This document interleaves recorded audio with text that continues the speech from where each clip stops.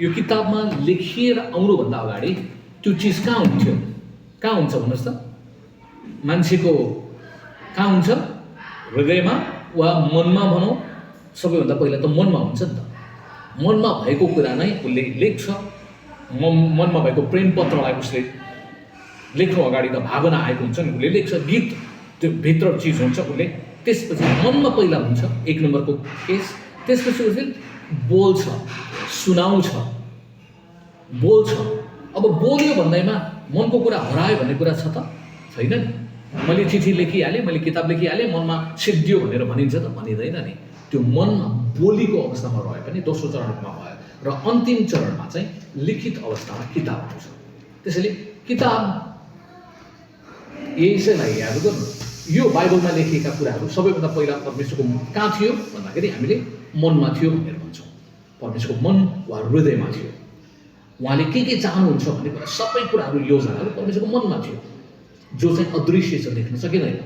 त्यसपछि दोस्रो कुरा उहाँले बोल्नुभयो, अगमवक्ताहरूद्वारा बोल्नुभयो। मानिसहरूलाई अगमवक्ताहरूद्वारा यो बोलेर दिनुभयो। बोलेको चिज हजारौँ वर्ष अगाडिदेखि परमेश्वर बोल्नुभयो। यदि बोलेको कुरालाई नलेखिएको भए तपाईँ र मेरो साथमा यो किताब हुँदैन थियो नि त।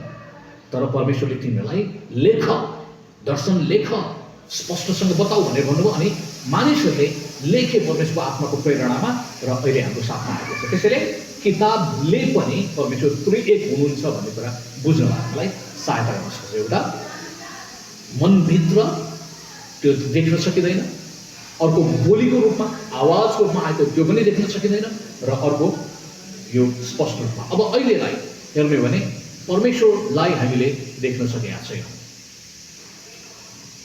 पवित्र आत्मालाई पनि हामीले आँखाले देख्न सकेका छैनौँ।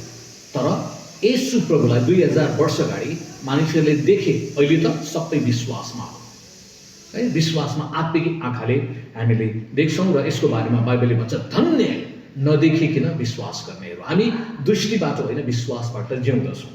त्यसैले अहिले पनि तपाईँहरू को बसिरहेछ मलाई खासै थाहा छैन। मैले तपाईँहरू कसैको फोटै देखेको छैन। म चाहिँ टेलिभिजनमा काम गर्नुपर्ने मान्छे।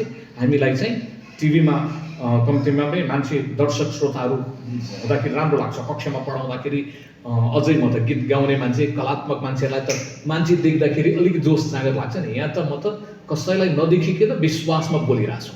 विश्वासमा यो बोल्दैछु, ज्योति बहिनी र उहाँको 5-4 मिनिट्सको ग्रुप यहाँ बसिराख्नु भएको छ र मेरो कुरा सुन्नु भएको छ। म एक तर्फीबाट बोले पनि तपाईँले त्यहाँबाट सुनिराख्नु भएको छ भन्ने कुरा मैले